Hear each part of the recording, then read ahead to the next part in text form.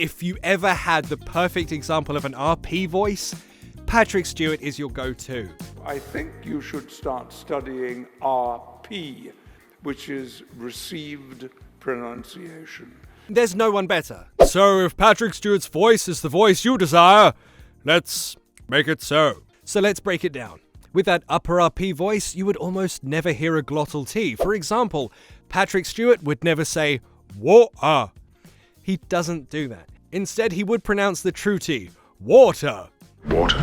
However, when a T sound finishes a word, then yes, it's okay to make that T a glottal T. For example, in words like... But not now. If I'm not too late. So in that example, we've got two words finishing with that T sound. One of them was glottal, the other one was not. It doesn't matter which one you make glottal or which one you don't. Provided one of those T's is pronounced correctly, then you would still classify as upper RP. I have a video explaining some of the rules of the glottal T. For example, when the T is between two vowel sounds, then you really should pronounce the true T. For example, water, better. There are two vowel sounds either side of that T sound. However, when there is a vowel before it and a consonant after it, then you can make that T glottal. For example, in words like catnip. Catnip. In the classic line, make it so, he doesn't pronounce that T, make it so. He says, make it so. Now, Patrick Stewart did originate from Yorkshire, which is actually in the north of England. Sometimes that accent comes out in some words. You may hear there is still occasionally a twang of Yorkshire in my accent. I think maybe I wouldn't be here if they had not taught me how to laugh more, because I didn't laugh very much at all. And here I said laugh, then. Yeah. Why do you think I said laugh instead of laugh?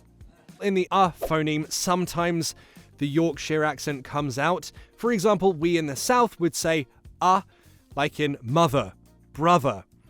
But sometimes when Patrick Stewart says those two words and that phoneme, it comes out like, my mother. My mother. Your mother. And that is characteristic of a northern accent. However, the other 99% of the time, he sounds southern and very upper RP. We thoroughly failed. One big characteristic of the upper RP, classy sounding English accent is this. The alveolar tap. So in this case, we're talking about the R sound in words. For example, the word parallel. In this case, the R sound is produced by the tongue briefly tapping.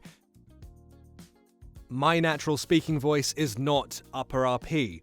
I might say parallel and pronounce that R like a R. But a characteristic of upper RP is that alveolar tap. So one might pronounce parallel like parallel. Parallel. Well done. This is a big identifying feature of upper RP. It's not used with every R in every word, but if someone uses that sound to pronounce their Rs, you know that they're quite fancy. And here is another common sound. In the word power, the hour gets reduced to an R sound. Power becomes pa. Flower becomes fla. Reverse power. And another common characteristic of the upper RP accent is changing the final E sound in words, like really finishes in an E sound. And that E sound can get contracted to an I sound. For example, really becomes really. Really? Or maybe you want to combine that with an alveolar tap for your R sound. For example, in a word like very, it has an R sound, we'll make that into an alveolar tap, and the E sound to finish, which will condense into an I sound. Very, very. Try it with me. Very. Very good. Very good. Again, it might not be in every word that you pronounce that finishes with an E sound, but it's very common. Like with all accents, there are variations and people don't stick to that same rule for every word they say, depending on their speed of speech, their style of speech, who they're talking to, if they're being casual or formal. It all depends. The more formal, more careful you want to sound, the more you stick to those rules. The more casual you want to sound, the more you let those rules be a bit more relaxed.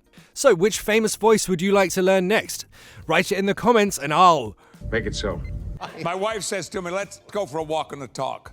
And I say, I'm sorry, a walk and a talk? What the heck is that? You mean a walk and a talk?